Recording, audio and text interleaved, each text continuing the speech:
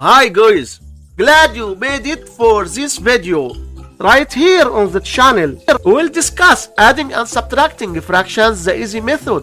Let's begin this journey of excitement. We have these two fractions, 6 over 3 and 8 over 6, and we want to add them. Multiply the first top times the second bottom, so we have 6 times 6, which is equal to 36. Multiply the first bottom times the second top, so we have 3 times 8, which is equal to 24. Now just add those two numbers, so we have 36 plus 24, which is equal to 60. Multiply the two denominators, so we have 3 times 6, which is equal to 18. And that is all.